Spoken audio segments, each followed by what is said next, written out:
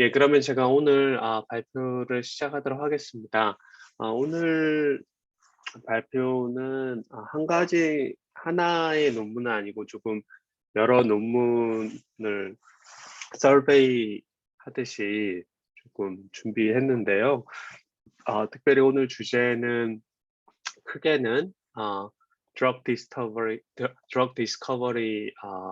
그 스페이스의 문제에 대해서 어, 이야기를 하려고 하고 조금 미드 레벨로 내려오면 드럭 디스커버리 하는 여러 방법들이 있는데 그중에서 특별히 기존에 있던 드럭들을 다시 어, 기존에 있던 드럭들의 어떤 오프 레이블 유스를 다시 발견하는 그 드럭 리퍼포싱이라는 또 리포지셔닝이라고 부르는 그런 분야가 있습니다. 그래서 그거에 관한 이야기고요. 근데 특별히 그런 드럭 리퍼포싱을 할 때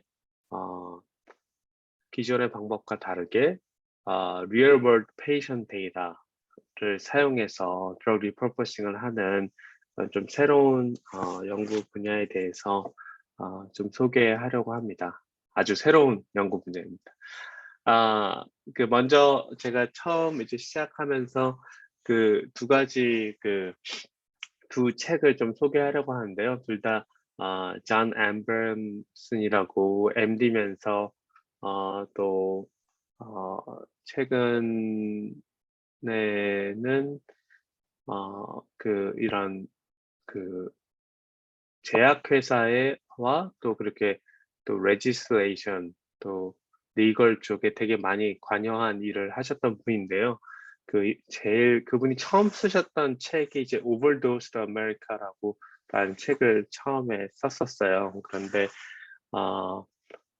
이제 가장 이번 달에 새롭게 낸 책이 시크닝이라는 왼쪽에 있는 책입니다. 그래서 이미 뭐 아마존에서 넘버원 베스트셀러로 올랐는데 그 책은 저도 아직 다 읽지 못했는데 책은 이제 우리 이제 미국의 헬스케어에서 빅파머가 이제 어떠한 역할을 잘했고 못했고 이런 거에 대해서 되게 크리티사이즈 하는 책인데 우리가 뭐 최근에 코비드 19 계속 겪고 있고 하는 속에서 이제 뭐 파이저나 모더나나 되게 고마워하고 그렇게 하잖아요. 약들을 이제 개발하고 하면. 근데 아 그거의 다른 면들을 이제 많이 이야기를 합니다. 그래서 제가 오늘 이 두 책을 이렇게 처음 슬라이드에 넣은 이유는 사실 사람들이 되게 healthier life, 되게 건강하고 오래 살고 그런 것들에 대한 사실 아, 하는 데서 되게 여러 가지가 중요하잖아요. 약간 삶의 질도 중요하고 quality of life도 중요하고 또 그중에서 또 이제 병이나 이런 질병이 있으면 또 약이라는 게 되게 중요하잖아요. 그래서 특별히 그 약을 개발하는 데 있어서 지금까지 그러니까 제약회사들이 해왔던 어프로치들이 있고 또 그거의 어떤 단점들도 이렇게 많이 이야기되고 있는데 특별히 오늘 소개하는 이런 방법들은 어, 여기서 이렇게 지금까지 그렇게 많이 비판되거나 이렇게 또 사람들에게 하는 것들을 좀 극복할 수 있지 않을까 이제 좀 그런 생각이 들어서 이 두 책을 좀 소개를 먼저 합니다. 아, 그럼 먼저 이제 drug discovery process가 지금까지 약을 개발하는 프로세스가 어떻게 이루어졌는지 좀 먼저 소개하려고 하는데요. 이제 크게 drug discovery process는 두 가지로 이루어집니다. 위에 보시는 이제 preclinical study와 그다음에 실제로 clinical study, 예, 예, 임상 실험으로 이렇게 두 가지로 이루어집니다. 그러면 이제 프리클리니컬 스터디에서는 주로 어떻게 하게 되냐면 처음에 이제 어떤 리서치 팀이 어떤 이제 objective를 만들게 되죠. 그리고 진짜 많은 노력을 해가지고 이제 실제로 이런 어떤 새로운 케미컬을 이제 합성을 해내게 됩니다. 여러 연구들을 통해서. 그리고 그런 케미컬을 합성하면서 그 케미컬에 대해서 특별히 이런 동물 실험을 하게 되죠. 동물 실험을 하게 되고 이 사이에도 여러 동물들이 많이 사용이 되긴 하는데 특별히 이렇게 동물 실험을 이제 하게 됩니다. 케미컬을 이제 처음 여기서 여기 가는데 되게 오래 걸리겠죠. 근데 많은 정말 케미스트를 포함해서 많은 분들이 노력해서 어떤 케미컬을 합성하고 그다음에 그걸 동물 실험을 하게 됩니다. 그래서 그 동물 실험을 통과한 경우에 통과한 케미컬에 대해서 케미컬이 어떤 드러그 캔디데이트이 되게 됩니다. 그러면 그런 이제 드러그 캔디데이트를 어떤 이제 이걸 합성하는 케미컬을 신테사이즈하는 그런 포뮬레이션이라든가 스테빌리티, 스케일업 해서 이걸 또 합성할 수 있는지 그런 것들을 이제 또 동물과 함께 쭉 만들어 봅니다. 예. 그리고 그런 것들이 이제 그런 게 충분히 준비가 되면 이제 IND라고 Investigational New Drug이라는 어플리케이션을 새로운 이 드러그 어플리케이션 FDA에 제출하게 됩니다. 그럼 FDA 제출하고 나면 그게 끝이 아니죠. 이거는 이제 프리클리니컬 스터디고 그러면 그때부터 이제 클리니컬 스터디를 시작하게 됩니다. 대부분 이제 페이즈 1에서 페이즈 3 또는 이제 페이즈 4도 있게 되는데 대부분의 페이즈 1에서 페이즈 3로 거치는 클리니컬 스터디를 하게 되는데 첫 번째 클리니컬 스터디 페이즈 1에서는 그냥 건강한 사람들에게 이 약을 테스트합니다. 그래서 이게 어떤 그냥 사람한테 일반적으로 톨러레이션이 있는지 뭐 사람한테 그냥 건강한 사람한테 또 해를 주면은 이제 그 약은 안 되는 거죠. 그래서 페이즈 1에서 그런 테스트를 하고 페이즈 2에서 좀 더 숫자를 늘려서 이제는 이제 환자들에게 에피커시를 이제 테스트해 보게 됩니다.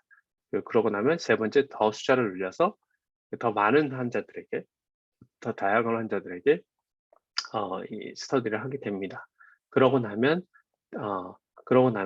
이제는 IND가 아니라 NDA, New Drug Application을 이제 FDA에 제출하게 되고 FDA에서 NDA를 리뷰한 다음에 어프로브를 하면 이제 파머 제약회사들은 이제 마케팅에 막 나섭니다. 이제 미국의 이제 뭐 TV나 이런 데 보시면 뭐 제약회사 그 마케팅이라는 게 되게 대단하거든요. 그래서 그렇게 뭐 이쪽에도 많은 돈을 쓰게 됩니다.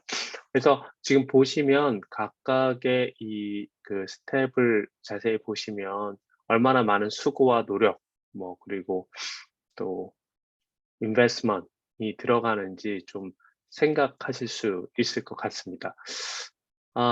그러면 이런 드러그 디스커버리 프로세스가 지금 현재 이렇다면 그럼 드러그 리퍼포싱은 뭔가라고 설명을 하려고 하는데요. 제가 방금 전에 이야기했던 어떤 그 과정들, 드러그 디스커버리 과정이 첫 번째 이 과정이 있습니다. 뭐 타겟 디스커버리 and screening, lead optimization, ADMET, 뭐 development registration까지 나중에 FDA 통과하는 것까지. 그러면 이 과정이 이런 신약, 이런 신약 드러그 디스커버리, 드러그 디스커버리 하고 디벨롭먼트 하는데 대부분 10에서 17년 정도가 걸립니다. 한 약이죠. 그리고 예를 들어서 100개 약을 그렇게 개발하려고 했다. 100개 타겟 디스커버리를 했다. 그러면 실제로 마켓에 나가는 것은 진짜 적습니다. 하나나 두 개. 여기서는 less than 10%라고 하는데 the probability of success가 대단히 낮습니다. 그래서 10에서 17년 걸려서 뭐 경선님 맞습니다. 예. 그래서 좀 다른 프로세스긴 하지만 10에서 17년 걸려서 10% 뭐 하나 두 개가 남는다. 100개 중에 이렇게 생각하시면 됩니다. 그게 이제 첫 번째 보이시는 이러한 신약 개발 지금의 프로세스입니다. 그러면 당연히 이제 그럼 드러그 리퍼버싱 또는 드러그 리포지셔닝 또는 드러그 리프로파일링은 어떤 거라고 하면 그런 것을 하면 기존에 이렇게 10에서 17년 걸렸던 프로세스가 3년에서 12년 그래도 많이 줄어듭니다. 이게 대단히 많이 줄어드는 거죠. 앞에 한 이 정도 부분이 한 3분의 1 이상이 많이 줄어들게 되는 거죠. 3년까지 줄인다면 대단히 많이 줄이는 거죠. 그리고 특별히 그 전에 이제 사용하던 드럭이니까 예를 들어서 그러니까 여기서 생각하실 수 있는 것처럼 뭐 페이즈 1 이런 것도 스킵할 수가 있습니다. 때 경우에 따라서. 그러니까 어떤 안정성이나 이런 세이프티라든가 또 파머코키너리 이런 어떤 뭐 화학적으로 어떤 반응이 있을지 그런 거에 대해서 이제 걱정을 하지 않아도 되는 거죠. 그래서 이제 드럭 리포지셔닝, 리퍼포싱의 장점이 있습니다. 이제 근데 여기서 보신 것처럼 이제 어떤 타겟 좀 더 이제 서치할 때 또 그런 것도 있고 두 번째는 과학자들 그러니까 이렇게 드럭을 디스커버리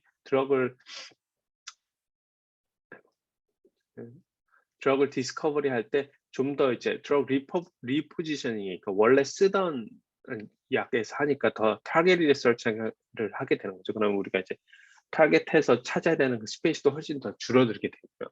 그리고 또 있던 드럭을 새로운 방법들, 있던 드럭의 새로운 이제 효과나 효능을 생각하는 거니까 novel insight도 하게 되게 되는 거고요.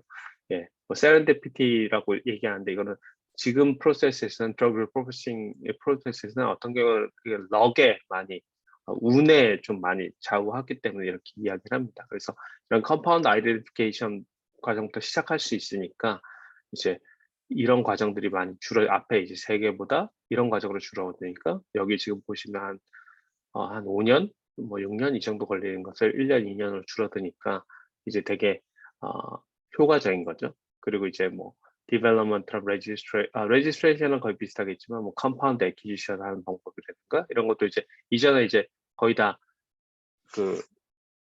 그 manufacture 라인이 다 있는 거잖아요. 그러니까 약을 만드는 그러니까 뭐 조금 바꾸면 되죠. 라이센싱 IP를 새롭게 하고 novel IP 그리고 어떻게 이제 자기 그런 거니까 이런 부분도 상당히 줄어들게 되고 그다음에 실제로 디벨롭먼트도 이제 제가 잠깐 얘기했듯이 프리클리니컬에서 시작할 수도 있지만 또는 페이즈 1, 페이즈 2에서 바로 시작할 수도 있고 예 그래서 또 또 지금까지 있었던 데이터 패키지의 어떤 데이터를 레버리지 할 수도 있고요. 뭐 그런 장단점들이 그런 장점들이 있어서 이렇게 시간대로 많이 줄일 수 있다. 그래서 이런 방법들이 지금까지 좀 그래서 이런 방법들이 이제 드럭 리포지셔닝, 드럭 리퍼퍼싱이라고 이야기한다. 이렇게 소개를 드립니다. 그러면 지금까지 리포지션된 드럭이 어떤 게 있는가 이제 궁금하잖아요. 그래서 그 중에서 좀 유명한 것들 3가지를 제가 여기 가져왔습니다. 유명한 것들 이런 것이 있어요. 원래 이제 뷰프로피온이라고 또는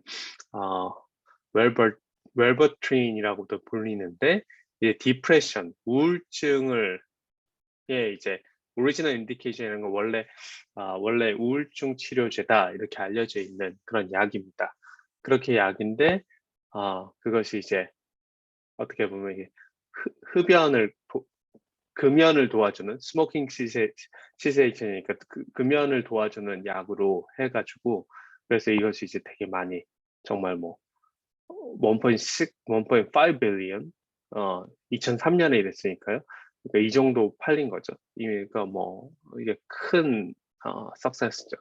그다음에 이제 두 번째가 훨씬 더 유명할 텐데 흔히 얘기하는 이제 바이오그라라고 하죠. 비아그라라고 하는 비아그라가 원래는 이제 심장 쪽 심혈관 쪽에 도움을 주는 그러한 약이었어요. 파이저에서. 근데 그게 이제 남성의 남성의 성기능을 도와주는 그런 비아그라로 이제 파이저에서 리포지셔닝을 한 거죠. 그래서 그 다음에 뭐 2003년에 보시면 1.88 빌리언 이 정도의 세일을 이제 하게 됩니다. 대단히 큰 거죠. 그리고 그때 세 번째는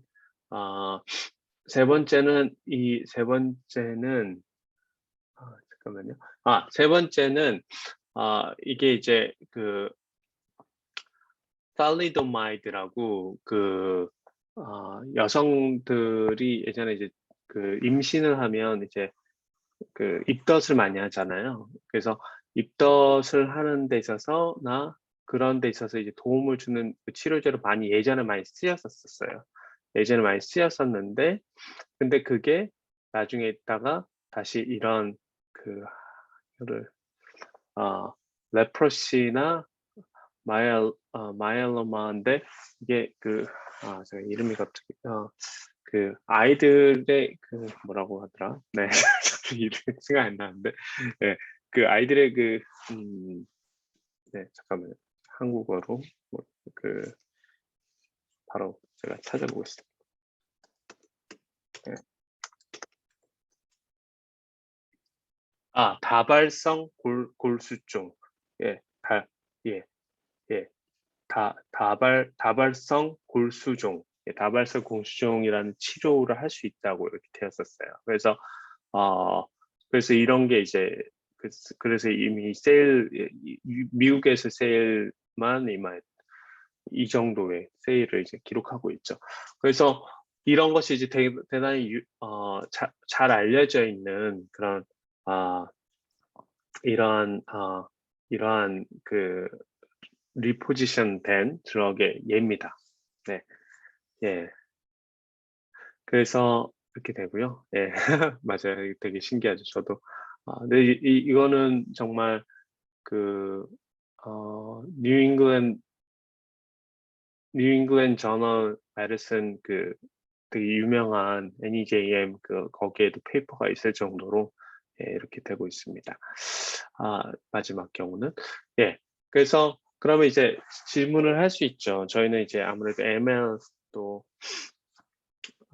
머신러닝 쪽에 관심이 많으니까 그러면 과연 이제 지금까지 이런 데이터들이 어떤 데이터들이 있었는지 좀 관심이 있죠. 그래서 그러면 다시 지금 보면 지금까지 제가 이제 프리클리니컬 스터디랑 클리니컬 스터디 페이지 1에서 쭉 페이지 3 to 4까지 간다고 했고 또 어떤 데이터들이 만들어지는지 좀 살펴보도록 하겠습니다.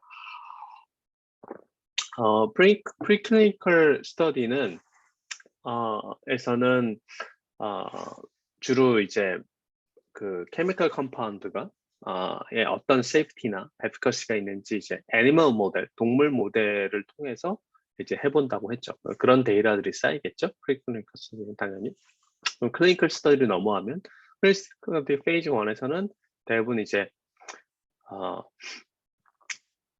되게 세이프티에 포커스를 하는데 이제 건강한 사람에게 건강한 사람들에게 해본다고 했으니까요. 약을 줘본다고 했으니까요. 드럭 캔디데이트를 줘본다고 했으니까 주로 이제 에피커시, 그러니까 도수가 뭐 얼마 정도 이 양을 줘야 되는지 그런 것들 결정되겠다 있죠. 그래서 사람들이 얼마 토러러블리티 한지, 사람들 얼마 이만큼 정도 약을 몇 밀리그램 뭐 이 정도 주면 괜찮구나 이런 것들을 이제 테스트하니까 그런 세이프티 데이터들이 많이 이제 있을 겁니다. 페이지 2에서는 좀 더 이제 well controlled 된 randomized study를 하게 됩니다.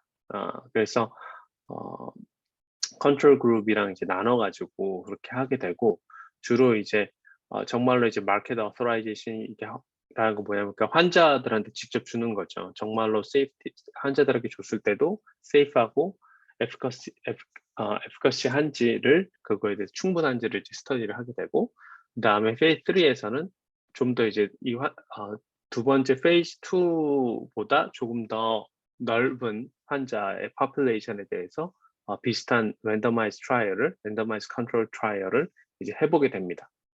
그렇게 되죠.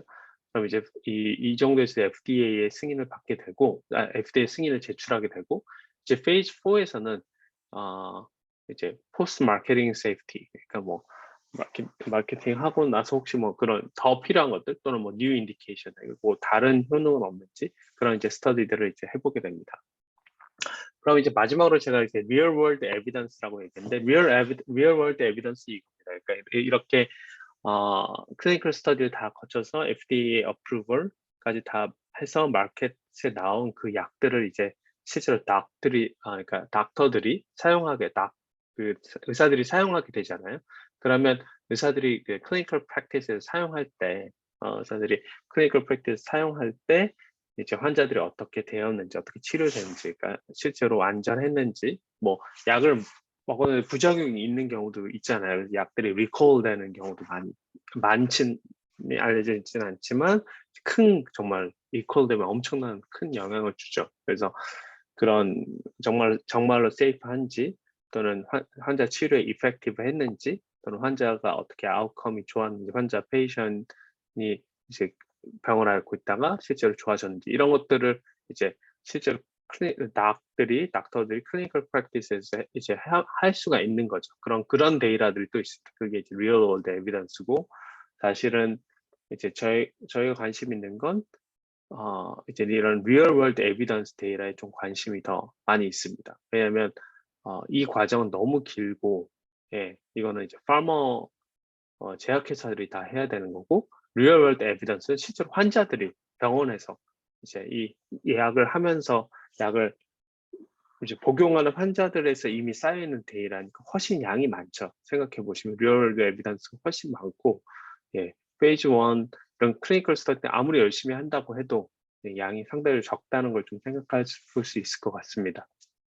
그래서 그러면 이제 마지막 제가 소개해드렸던 리얼 월드 페이션 데이터 또는 리얼 월드 에비던스가 어떤 건지 조금 더 설명을 하도록 하겠습니다. 그래서 리얼 월드 에비던스라는 건 이제 이런 페이즈 2, 3에서 나타나는 이런 어떤 randomized clinical control trial RCT 데이터는 좀 다릅니다. 그러니까 이제 실제로 클리니컬 프랙티스에서 클리니컬 오브저베이션을 통해서 나온 데이터니까 실제로 이렇게 닥터가 주고 환자가 어떻게 되는지 환자가 어떻게 변했는지 계속 관찰을 한 거죠. 그러니까 생각해 보시면 RCT는 랜더마이즈 클리니컬 트라이얼은 훨씬 더 비쌉니다. 이런 각 페이지별로 이제 이러한 클리니컬 트라이얼 리크루먼트부터 시작해서 이렇게 사람 모아야 돼요.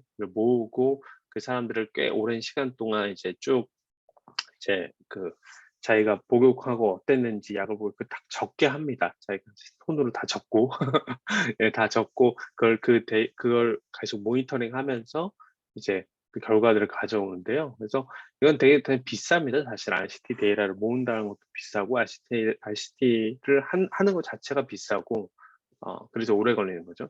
오래 걸리고 비싸고 그렇습니다. 그리고 또 스케일 자체가 작을 수밖에 없습니다. 되게 이제 스케일 자체가 작을 수밖에 없고 사람을 한 뭐 몇십 명, 몇백 명, 이거 뭐 몇만 명, 몇십만 명 이 정도 사이즈로 랜더마이즈 클리니컬 트라이얼을 할 수가 없죠. 그래서 랜더마이즈 클리니컬 트라이얼 그 정도 사이즈로 할 수 없기 때문에 어, 어, 예, 그렇게 할 수 없죠. 그렇게 할 수 없기 때문에 이제 인클루시브니스도 되게 이슈가 되죠. 그러니까 예를 들어서 뭐 내가 어떤 마이너리티의 피메일이다 아니면 마이너리티의 어떤 진짜 마이너다 그러니까 어린아이다 그러면 그런 경우에 그 클리니컬 트라이얼에 잘 포함되지 않죠. 그러니까 이제 이번에도 이제 코비드 19 관련해서 이제 약들 막 할 때도 이제 이런 클리니컬 트라이얼을 막 이제 어느 정도 다 통과하지 않아도 된다. 예, 이렇게 하고 이제 약을 빨리빨리 보내는 거죠. 왜냐면 그 클리니컬 트라이얼 다 하면은 약이 빨리 못 나오잖아요. 맞죠? 그 기간을 생각했을 때. 그래서 그렇게 됩니다. 그럼 이제 그런 randomized clinical trial 통과한 그런 데이터에 비해서 이런 real world patient data 또는 real world evidence RWE는 이런 클리니컬 스테이지에서 실제로 사람들이 복용하면서 한 거의 observation입니다. 그러니까 뭐 흔히들 이런 트랜슬레이셔널 한 컨선이 없습니다. 그러니까 트랜슬레이셔널 한 게 뭐 이런 거죠. 랩에서 했던 것이 실제로 이제 환자들한테 어떻게 랩에서 연구가 이렇게 되는지 그걸 이제 하는 건데 뭐 그런 거 없습니다. 이미 왜냐면 사람들이 다 이제 복용해 본 약들이니까요. 그리고 실제로 이 약을 복용했을 때 물론 이런 어믹 인포메이션 되게 중요하긴 하지만 사람들이 이 약을 복용하고 낳고 하는 것들이 사실 되게 많은 external factor에 영향이 되잖아요. 이 사람의 어떤 다이어트, 식습관이라든가 엑서사이즈, 운동이라든가 예를 들어서 다이비리, 당뇨병이라면 대단히 그런 게 크죠. 예를 들어서 그리고 이 사람의 어떤 패밀리, 소셜, environment에 사는지, 어떤 환경에서 사는지 그런 거 다 연결이 되잖아요. 그러니까 사실은 이런 약을 하나, 메디케이션 하나 먹었을 때 이 사람이 얼마나 빨리 회복하고 또 실제로 되게 이런 deadly sick한 뭐 캔서라든가 이런 것들이 그런 병이라면 정말 이런 거 더 많이 영향을 주죠. 그래서 이제 그런 것들이 다 이제 포함되어 있는 그러니까 클리니컬 트라이얼에서 이런 것들 다 할 수는 없잖아요. 근데 이런 것들이 이미 이제 많이 고려된 그런 데이터라고 생각하시면 됩니다. 그리고 이제 이런 RWE 데이터는 Real World Evidence 데이터는 Real World Patient 데이터는 이미 양이 많고요. 그리고 소스나 타입이 되게 다양합니다. 그래서 소스와 타입이 다양하다는 건 이런 일렉트로닉 헬스 레코드라는 소스도 있고, 그러니까 흔히 이제 병원에 가서 뭐 한국으로 하면 의무 기록들이 전자 의무 기록이라고 시스템으로 되어 있죠. 이제 일렉트로닉 헬스 레코드인데 시스템인데, 그리고 또 병원에서 이제 가서 이제 치료를 받고 나서 그 병원에서 이제 그 의료 수가를 이제 받게 되죠. 그래야지 병원이 이제 돌아가게 되니까요. 그래서 그게 이제 인슈런스 클레임하고 그런 것들을 이제 미국에서는 이제 보험회사에 이제 병원에서 이제 그걸 보내는데, 그래서 그런 데이터를 인슈런스 클레임스 앤 빌링 데이터라고 합니다. 그래서 그 데이터들이 또 다른 소스가 되고, 또 소셜 미디어일 수도 있고, 뭐 이래서 뭐 그런 뭐 페이스북일 수도 있고, 뭐 여러 가지, 또는 뭐 지금까지 메디컬 리터러처 그런 것들도 다양한 소스가 됩니다. 그리고 각각 생각해 보시면 일렉트로닉 헬스 레코드나 인슈런스 클레임즈 빌링 데이터에 있는 데이터 타입들이 좀 다릅니다. 네, 그래서 다음에서는 과연 그럼 일렉트로닉 헬스 레코드, 인슈런스 클레임 빌링 데이터가 조금 다르긴 한데, 근데 뭐 안에 있는 내용은 좀 비슷합니다. 그래서 어떠한 일렉트로닉 헬스 레코드 안에, EHR 안에는 어떤 데이터들이 있는지 조금 더 자세히 보려고 합니다. 그래서 일렉트로닉 헬스 레코드 전자 의료 의무 기록, 전자 의무 기록에는 대부분 크게 이렇게 ICD 코드, CPT 코드, 또 랩 데이터, 메디케이션 레코드, 이제 약 레코드, 클리니컬 다큐멘테이션. 이렇게 의사가 이제 실제로 클리니컬 닥 노트라고 하는데, 의사가 쓰는 노트들, 이렇게 이제 한 5가지 큰 데이터들을 5가지 큰 데이터로 이렇게 나눠볼 수 있습니다. 그래서 각각의 이제 장단점이 있습니다. 장단점이 있는데요. 특별히 이제 ICD 코드는 이제 diagnosis 코드, 진단 코드라고 하죠. 그리고 CPT 코드는 이제 procedure, 이제 실제로 이제 치료를 한 코드고요. 랩 데이터는 이제 가면 이제 뭐 피 검사를 한다든가 뭐 이런 여러 가지 랩에 그거 하잖아요. 또 뭐 엑스레이 찍는다든가 그런 데이터를 얘기합니다. 메디케이션 레코드는 이제 처방을 하죠. 이 약을 드시고 이제 처방을 하니까 그거고, 클리니컬 다큐멘테이션은 의사의 소견, 이제 관련된 이제 의사의 소견들을 쭉 이제 프리 텍스트로 적게 되죠. 그렇게 됩니다. 그래서 ICD 코드나 CPT 코드는 이제 스탠다드라이즈된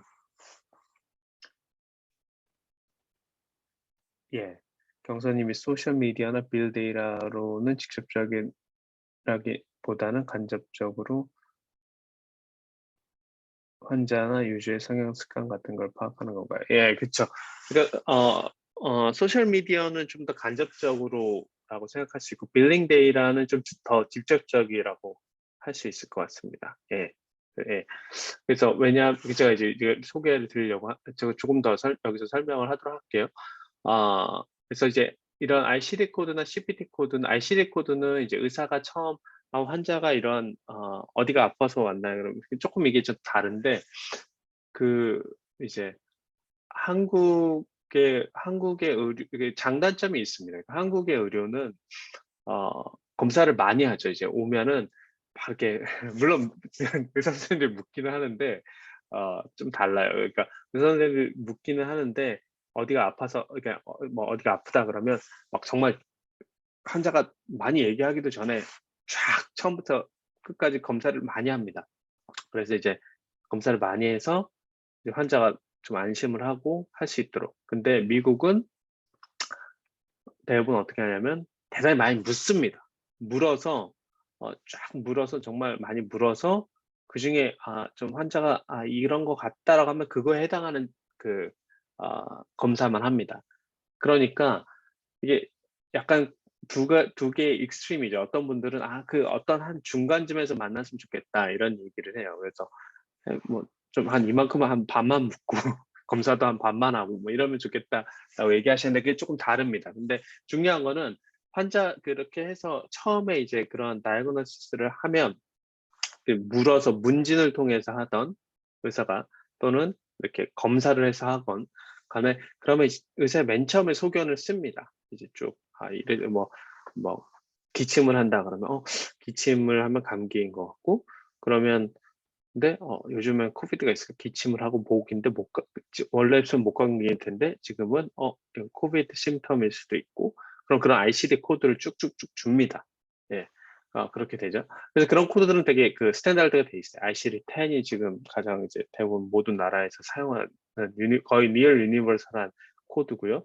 어 그리고 이런 경우는 이제 리콜 프리시전이 있다는 얘기는 실제로 한 병원의 EHR 시스템에 그럴 수 있죠. 그러니까 우리 병원에 코비드 그러니까 예를 들어서 그 이 사람이 기침을 했다. 그럼 기침을 한 환자들의 이제 이렇게 콜드라고 감기입니다라는 ICD 코드를 줄 수 있잖아요. 근데 실제로 이 환자가 근데 이제 이 ICD 코드를 받지 않았는데 그 감기인 환자들도 있을 수 있고 또 그리고 또 그 그럴 수 있잖아요. 그리고 또 이 병원뿐만 아니라 그러니까 이 환자지만 이 환자가 꼭 이 병원만 오는 것이 아닐 수 있으니까 또 다른 병원에 갈 수도 있잖아요. 그럼 거기 가서 감기라고 진단을 받는 거는 이 병원의 병원 A의 EHR 시스템에는 병원 B에서 진료받은 거에 대해서는 없을 수 있죠. 그러니까 이제 그런 부분에서 리콜하고 프리시전을 이렇게 생각하시면 되고요. 그래서 이런 데이터들은 뭐 이렇게 스트럭처를 돼 있기 때문에 SQL 쿼리 그러니까 잘 처리만 돼 있으면 데이터가 잘 처리되면 SQL 쿼리로 이렇게 쉽게 이렇게 불러올 수 있습니다. 풀할 수 있죠. 그래서 그게 이제 easy to query라는 거고 근데 이런 것도 ICD 코드를 이제 이 ICD 코드를 사용하면 이 코드를 사용하면 이게 이제 가장 처음 큰 방법이죠. 뭐 우리 이런 ICD 코드 디지즈 코드를 사용해서 아 진단 코드를 사용해서 이런 환자들 이런 뭐 예를 들어서 캔서가 있다거나 뭐 파킨슨 디지즈라든가 알츠하이머 이거 되게 큰 병들이잖아요. 이런 것들을 실제로 찾고 뭐 코비드라든가 하는 데서는 할 수 있죠. 예를 들어서 이런 코비드 19도 생기면 이런 새로운 디지즈 코드가 새로 생기는 겁니다. 그래서 이런 2011년 죄송해요. 2020년 2020년에 이제 그 2020년에 이런 코비드 19 ICD 코드가 생겼죠. 그래서 이제 그런 것들이 다 들어가게 됩니다. 그럼 CPT 코드는 실제로 이 환자를 이렇게 진단, 디지즈나 다이아그노시스 하고 나서 실제로 어떤 프로시저를 했는지, 이제 실제로 어떤 치료를 했는지에 대한 코드입니다. 그리고 실제로 이 코드를 사용해서 이제 빌을 보내는 거죠. 이제 이거에 대해서 이 치료에 얼마가 들었고 이것들을 보내니까 빌링에 많이 사용되겠지, CPT 코드들은. 그렇지만 이것 또한 여전히 ICD 코드와 함께 되게 쉽게 생각하실 수 있는 거죠. 쉽게 쿼리할 수 있고 되게 프리시전도 높고 그래서 이 두 가지 코드가 사실은 되게 중요합니다. 이 EHR 데이터에서 되게 중요하고 이 세 번째 랩 데이터는 세 번째 랩 데이터도 거의 유니버설하긴 한데 데이터가 근데 이제 그 어떤 이제 밸류들을 그렇죠. 그리고 되게 이런 장점을 보시면 어떤 테스트 뭐 블러드 테스트라든가 엑스레이 등뭐 이러면 되게 valid 하잖아요. 딱 보면 이게 랩 데이터 결과가 이렇게 나왔고 뭐 MRI를 했건 CT를 찍었건 이렇게 하면 다 그게 딱 나오죠.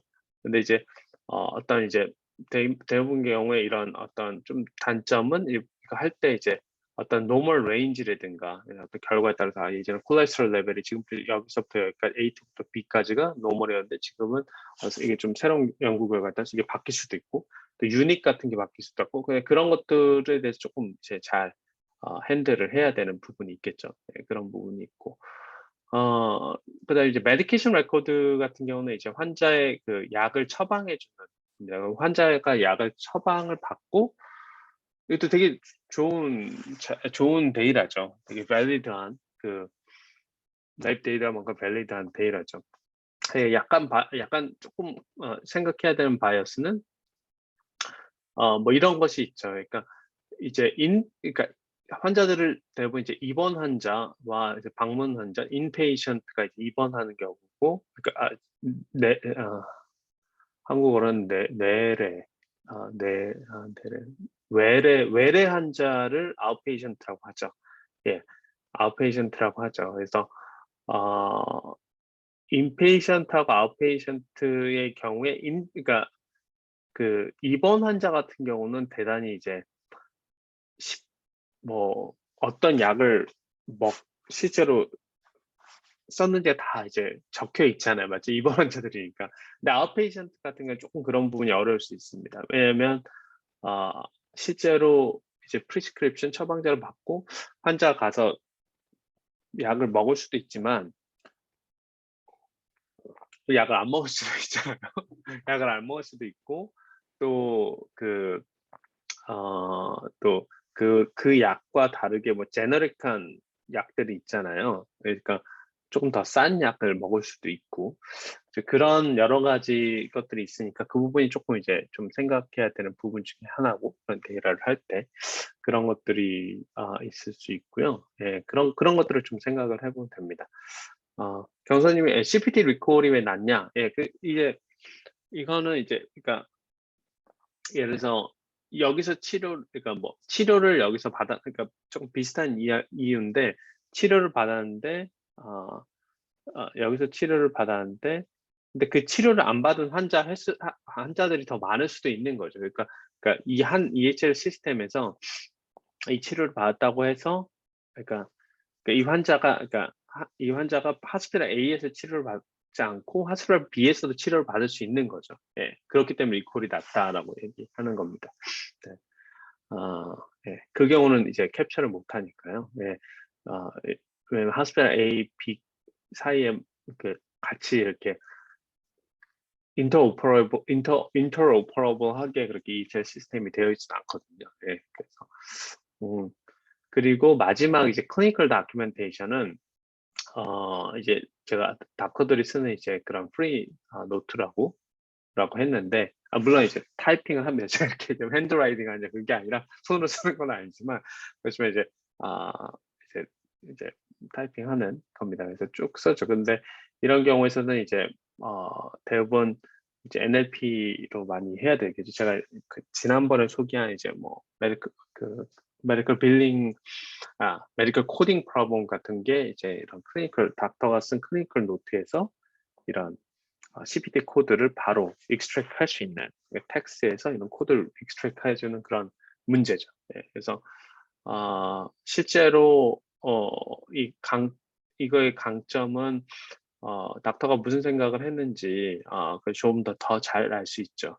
네, weakness는 지금까지 뭐 weakness라기보다 이런 이제 클리니컬 다큐멘테이션의 특징은 이제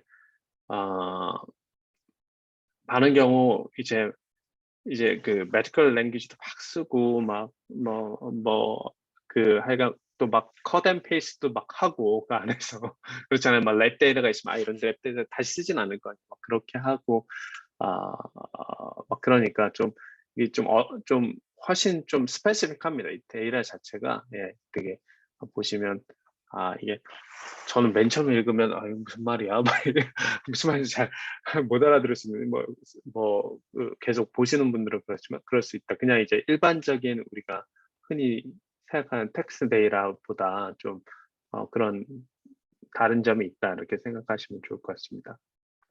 그리고 이제 클리니컬 다큐멘테이션 같은 경우 이런 또 좋은 게 있죠. 그러니까 어떤 진단 게 생각해 보시면 이제 ICD 코드나 CPT 코드가 되게 중요하다고 했지만 대단히 많은 사람들이 걸리는 질병 있잖아요. 감기나 이런 경우는 되게 그 ICD 코드나 CPT 코드가 한 병원의 EHR 시스템에 되게 많겠지만 되게 레어한 디지즈들 많잖아요. ICD 코드나 CPT 코드를 보시면 되게 long tail distribution입니다. 대부분. 그러니까 정말 한 절반 이상의 코드들은 그리고 새롭게 막 코드는 계속 생기는데 코드들은 정말 그 병원에서 환자가 정말 작을 수 있거든요. 맞죠? 네. 그렇지만 희귀한 질병일 수도 있고 또는 병원이 이제 소아과다 그러면 이제 어른들 그 진단 코드는 잘 되지 않겠죠? 또 반대의 경우도 있을 수 있고 그렇기 때문에 이제 그런 희귀한 질병이나 그런 경우에 있으니 클리니컬 다큐멘테이션이 훨씬 더 이런 ICD 코드, CPT 코드에 더해서 또 좋은 인포메이션을 주게 됩니다. 여기까지가 이제 되게 되게 아마 이제 각각 데이터들 모습을 더 보여드렸으면 더 좋을 수도 있었는데 네 제가 할 수 있는 한 최대한 이제 EHR 데이터에 EHR 안에 이런 5가지 큰 이제 데이터들이 있다 이렇게 소개를 하였고요. 그러면 이제 우리에게 필요한 지금까지 이제 드러그 디스커버리가 뭔지 그러니까 드러그 디스커버리가 지금까지 어떻게 됐는지 드러그 리퍼포싱이라는 거는 어떤 건지 그리고 실제로 그러면 real world patient data라는 게 어떤 건지 이제 좀 살펴봤는데 그럼 저희에게 필요한 그럼 이런 drug repurposing, repositioning 하는데 필요한 새로운 프레임워크는 뭐냐라고 생각을 하면 제가 처음에 잠깐 이야기한 것처럼 지금까지는 이런 drug repurposing이 너무 좋을 것 같은데 지금까지는 drug repurposing이 어떤 되게 럭키한 이벤트였어요. 많이 어떤 이런 세렌디피처스한 그런 디스커버리였어요. 되게, 이런 게 되네. 이런 거였죠. 네. 그래서 저희는 이제 조금 더 뭔가 이렇게 더 하이 트루풋 지금 이렇게 있는 데이터들 리얼 월드 에비던스, 리얼 월드 페이션 데이터가 있으면 그냥 드럭 캔디데이트를 지금 한 땀 한 땀 해가지고 하나 이렇게 발견하고 그러는데 그게 아니라 정말 컴퓨테이셔널을 사용해서 새로운 드럭 리퍼포싱 파이프라인이 만들어졌으면 좋겠다. 드럭 캔디데이트이 이런 질병 A가 있다, 디지즈 A가 있다. 그럼 드럭 캔디데이트이 드럭 리퍼포싱 캔디데이트이 10개 이렇게 나오는 그런 리얼월드 그 페이션 데이터를 사용해서 그런 파이프라인이 만들어졌으면 좋겠다라는 게 이제 제가 생각하는 이제 뉴 프레임워크입니다. 이제 이게 아직은 안 되고요. 아직 안 되지만 이게 좀 중요하다고 좀 개인적으로 생각을 합니다. 그래서 이제 그럼 그 뉴 프레임워크는 어떤 모습일까라고 이제 제가 좀 이제 이번 슬라이드하고 다음 슬라이드 소개를 하려고 하는데요. 이렇게 되면 좋겠다고 생각이 들어요. 그래서 리얼월드 페이션 데이터들이 많은데 그러면 이제 처음 이제 드럭 리퍼포싱을 하면 어떤 스터디 디자인이 필요하죠. 클리니컬 트라이얼에 랜더마이즈 클리니컬 트라이얼처럼 그렇지만 이제 클리니컬 이게 리얼월드 페이션 이미 약을 복용한 환자들 데이터를 가지고 그런 비슷한 스터디 디자인이 필요합니다. 어떤 과정을 비추냐면 예를 들어서 어떤 이제 우리가 어떤 디지즈가 있다. 디지즈 A를 우리가 캔서다 아니면 알츠하이머다, 파킨슨이다, 코비드다 그러면 그거에 맞는 페이션 코호트 그 페이션 코호트가 우리 있다. 리얼 페이션 데이터가 있다. 지금까지 그러면 그 치료한 데이터가 있다. 그러면 EHR이 있다. 그러면 그거에 근데 드럭은 정말 많잖아요. 그래서 드럭 숫자는 정말 많죠. 다 볼 수도 있지만 그걸 이제 좀 프룬하는 거죠. 그 드럭 리스트를 프룬을 하면 이런 리스트에서 좀 필요한 이런 데서만 찾아보자. 그럼 이제 푸른된 리스트를 가지게 되면 그 푸른된 리스트에 따라서 이 약을 먹은 사람들, 유저 코호르트하고 실제 non 유저 코호르트가 쭉 그 EHR 데이터에서 만들어지는 거죠. 그러고 나서 여러 가지 이제 컨파운딩 되는 그런 또는 컨파운딩 피처 또는 코베리티 있을 수 있죠. 뭐 제가 조금 나중에 또 있는데 뭐 사람의 뭐 키라든가 뭐 젠더라든가 뭐 몸무게 뭐 BMI 같은 거 거기서 계산하는 거고 뭐 그런 것들 많이 있죠. 근데 그런 것들도 계산을 하고 그다음에 실제로 각 이제 서브코르트에서 과연 그 병이 어떻게 됐는지 디지즈 프로그레션 아웃컴이 어떻게 됐는지 아웃컴을 알아야 되니까 알아야지 이제 머신러닝 모델을 사용할 수 있으니까 그러니까 그런 것들을 이제 쭉 보면 좋을 것 같습니다. 그래서 조금 그림으로 보면 이런 거예요. 그래서 어떤 디지즈가 있을 때 여기서는 이제 이 논문에서는 이제 coronary artery disease인데 심장 쪽 그래서 usual cohort가 있고 non usual cohort가 있고 그래서 흔히들 이제 크게 이제 index date이라고 중간에 있습니다. 그래서 우리가 생각하는 이 트라이얼의 드럭 캔디데이트를 처음 먹은 날, 예, 처음 먹은 날을 인덱스 때 처음 이제 프리스크라이브 된 날을 인덱스 데이트라고 하고 인덱스 데이트를 기준으로 베이스라인 피리드라고도 하고 그다음에 오른쪽으로는 그러니까 인덱스 데이트를 기준으로 과거는 베이스라인 피리드고 베이스라인 피리드 정하고요. 그다음에 그 이후로 미래를 follow period 정합니다. 이 period 날짜는 이제 병이나 그 약에 따라서 이제 그 다 꼭 이렇게 정해져 있지 않아요. 이 경우는 730일, 뭐 365일 이렇게 하지만 뭐 6개월, 또 1년 이렇게 다양하게 정할 수 있습니다. 그래서 이제 인덱스 데이터를 통해서 그렇게 양쪽으로 왼쪽으로는 베이스라인, 그다음에 오른쪽은 팔로우업 이런 피리드가 이렇게 만들어지게 되고요. 그러면 이제 그 베이스라인 피리드 중에서는 이제 페이션 데이터를 우리가 막 정말 막 진짜 그 사람을 막 어렸을 때부터 다 볼 수는 없잖아요. 그러니까 페이션 데이터의 어떤 스타트 데이트에 정해지게 됩니다. 그리고 지금 이제 이 CAD는 이제 아까 이제 심장병에 대했는데 그게 언제 발생했는지 그럼 생각해 보시면 이제 페이션 데이터 스타트 데이트를 좀 더 룩백을 많이 할수록 베이스라인 피리드 길어지면 길어질수록 콜 사이즈가 더 늘어난다고 생각하실 수 있겠죠. 예.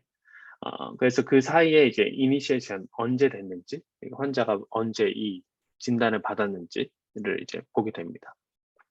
그리고 실제로 이제 인덱스 데이부터 시작해서 팔로우 피리드는 사실 이때 환자가 계속해서 이 약을 이 드럭을 계속 프리스크립션 했을 때 계속 복용했을 때 하고 나서 실제로 우리가 아웃컴까지 뭐 캔서 같은 경우는 실제로 이 사람이 살아났는지 예, 또는 뭐 다이아비리 같은 경우는 뭐 어떻게 좋아졌는지 뭐 그런 것들을 관찰할 수 있는 시기입니다. 어떤 아웃컴들을 잴 수 있는 그런 시기입니다. 그래서 이런 식으로 기본적으로 이제 그 스터디 디자인을 한다라는 건 이제 어떤 디지즈 A가 있을 때 우리가 관심 있는 디지즈 A가 있을 때 거기에 필요한 드럭 캔디데이트 리스트 그다음에 유저 코호르트, non 유저 코호르트를 쭉 만들 수 있는 예.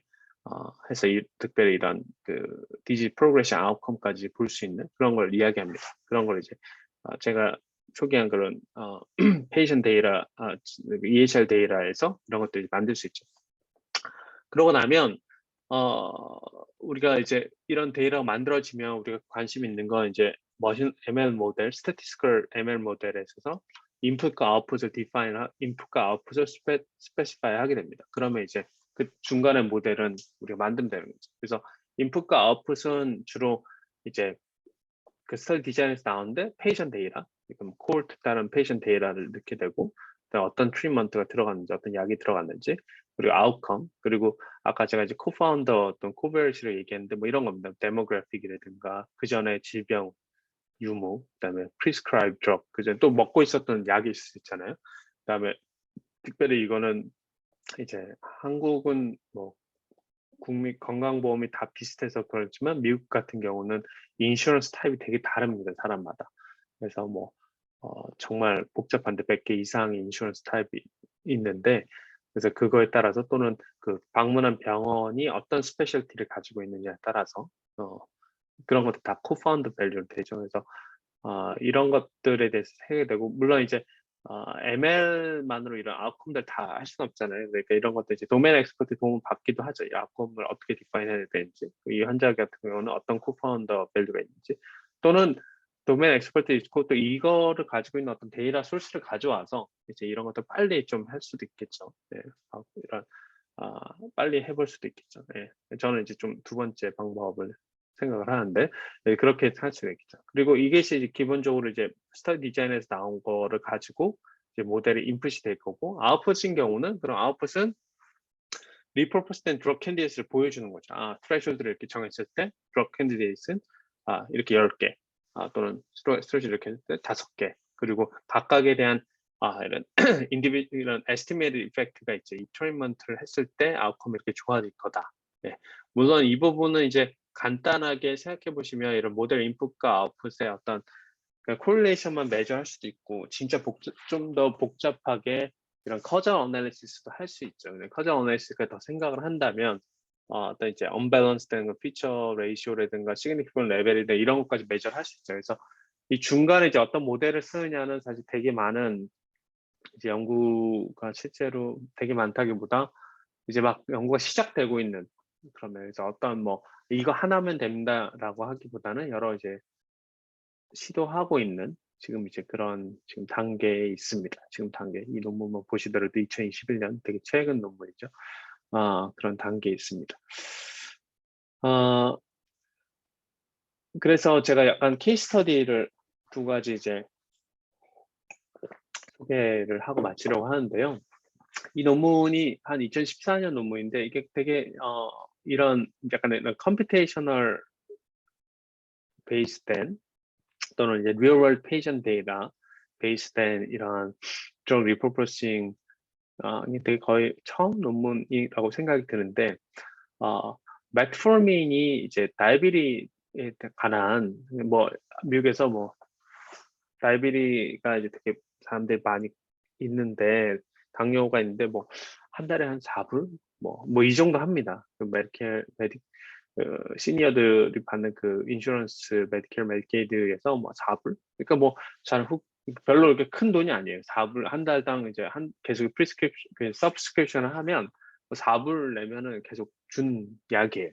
근데 이 약에 대해서 이제 캔서 모텔리티, 정말 이 약을 복용한 사람들이 뭐 캔서가 관련 뭐 여러 치료들이 있잖아요. 근데 그게 아니라 실제로 이걸 실제 죽는 캔서 그 암을 통해서 짓는 비율이 줄어드는 것을 이제 보여주는 데 도움이 된 거를 보여준 거예요. 메트포르민. 그래서 실제로 이분들이 사용한 데이터들은 이제 이 어서들 보면 이제 밴더빌트 다 이스트 코스트에 있는 이제 병원들인데 밴더빌트 병원이랑 그다음에 메이오 클리닉 코호트 가지고 거의 비슷한 방법으로 두 가지 코호트의 EHR 데이터를 가지고 스터디 디자인을 해서 하고, 실제로 여기서 사용된 뭐 ML 모델은 되게 간단한 서바이벌 어널리시스거든요. 그래서 지금은 이 케플러 마이어 플롯이 서바이벌 어널리시스 결과를 나타내 주는 건데, 그래서 여기서 보면 이제 왼쪽 차트는 밴더빌트 병원에 대해서, 그다음에 여기는 메이오 병원에 대해서 아마 1995년에서 2010년 데이터를 가지고 있네요. 네, 그래서 지금 보시면 위에 이제 여기 보면은 가장 이 위에 있는 그 survival probability가 이제 여기 보시면 이제 x-axis가 캔서 다이그노시스 걸리고 사람이 실제로 이제 그 이후의 시간들이고, 오른쪽에 survival probability인데 보시면 맨 위에 있는 이 파란색 커브가 메트포르민을 복용한 분들 서바이벌 레이시 훨씬 높죠. 다른 드럭이라든가 아니면 인슐린만 먹은 분들에 비해서 또 거의 비슷한 트렌드를 여기서도 볼 수 있고, 논문을 보시면 이제 각각 이제 캔서의 종류에 따라서 또는 캔서의 페이지에 따라서 조금 더 많은 차트가 있는데, 기본적인 논문의 메시지는 이런 겁니다. 그 전에 이제 메트포르민, 다이비리로 했던 게 캔서 모텔리티에 도움이 되는 것들을 이제 밸리데이트 했다. 그런 것들 이제 여러 이셀 데이터를 통해서 밸리데이트 했다. 여러 이제 그런 그 리포트들이 있었는데, 그게 이제 근데 이게 거의 뭐 이런 논문의 이제 가장 처음 레퍼런스라고 생각할 수 있고요. 가장 최근 네이처 에이징에 나오는데 클리블랜드 클리닉에서 나온 2021년 12월 정말 최근이죠. 네, 정말 최근에 나왔던 그래서 좀 되게 나왔던 논문이 클리블랜드 클리닉이라고 메이오 클리닉, 클리블랜드 클리닉이 이제 미국의 탑2 US 하스피럴이라고 생각을 하시면 됩니다. 뭐 한국으로 치면 뭐 서울대학병원, 삼성병원 뭐 이런 뭐 그 병원만 아산병원 이런 식으로 되게 유명한 병원들이 있잖아요. 탑5 병원들이 있잖아요. 근데 그거 막 그렇게 생각하시면 될 것 같고요. 그래서 클리블랜드 클리닉의 이 팀이 이제 어, 자기들의 여러 데이터들을 사용해서 이런 비아그라 제가 아까 전에 잠깐 이야기했었는데 비아그라가 한번 리퍼포싱이 됐는데 비아그라 자체가 알츠하이머 디지즈 AD에 또 도움이 될 수 있다라고 이제 한 연구 결과를 이야기를 합니다. 그래서 이것도 보면은 이제 이 스터디 디자인을 할 때는 이제 그 알츠하이머가 이제 특별히 비아그라도 그렇고 이게 이제 50대 이상 남성들이 많이 복용하는 약이잖아요. 그러니까 이제 특별히 이제 메디케어 클레임 데이, 이렇게 마켓 스캔 메디케어 클레임 데이라는 이제 커머셜한 데이랍니다. 이거를 스터디별로 이제 살 수 있는 뭐 한 60,000, 뭐 또는 이런 병원 같은 경우는 더 많은 돈을 주고 살 수 있는 그런 데이라인데 IBM에서 예전에 IBM 지금은 아직은 이제는 IBM이 아닌데 근데 그런 데이터를 사용했고 그리고 비슷한 스태티컬 어널리시스 했습니다. 서바이벌 어널리시스 해서 지금 여러 다른 약들하고 비교를 해줍니다. 그래서 여기 오른쪽이 이제 서바이벌 레이시고요. 그래서 이제 실제로 서바이벌 레이시인데 여기서는 이제 알츠하이머 디지즈가 디벨롭하지 않은 프로포션을 보여주는 거예요. 그래서 이런 비아그라를 먹었을 때 이제 첫 번째 위에 녹색 그린 커브가 이제 그거고 이 왼쪽은 다른 약들을 먹은 분들입니다. 다른 약들 블루 커브 다른 약들을 먹은 분들하고의 어떤 알츠하이머 디지즈가 더 발생하지 않은 그 비율을 보여주는 거죠. 대단히 높은 거를 볼 수 있죠. 그래서 이게 PS는 이제 propensity score, 커저 어널리시스랑 그걸 이제 매치한 했다 이걸 보여주는 거고요. 그래서 그런 겁니다. 이게 이제 가장 최근의 논문입니다. 그래서 오늘은 다시 이제 맨 앞으로 돌아가면 이 드럭 디스커버리 여러 가지 지금 오랫동안 대화했고 리퍼포싱이라는 것들도 이제 많은 사람들이 많은 특별 제약회사든 리퍼포싱이라는 게 드럭 디스커버리 과정들을 많이 이제 도와줄 수 있는데 근데 최근에 우리에게 이제 EHR 데이터라는 거, Real World Patient 데이터라는 게 있으니까 그 데이터를 사용해서 드럭 디스커버리, 특별히 리퍼포싱 과정들을 더 컴퓨테이셔널리 빠르고 더 하이 스루풋을 하시는 그런 새로운 리서치 그런 주제에 대해서 좀 소개를 했습니다.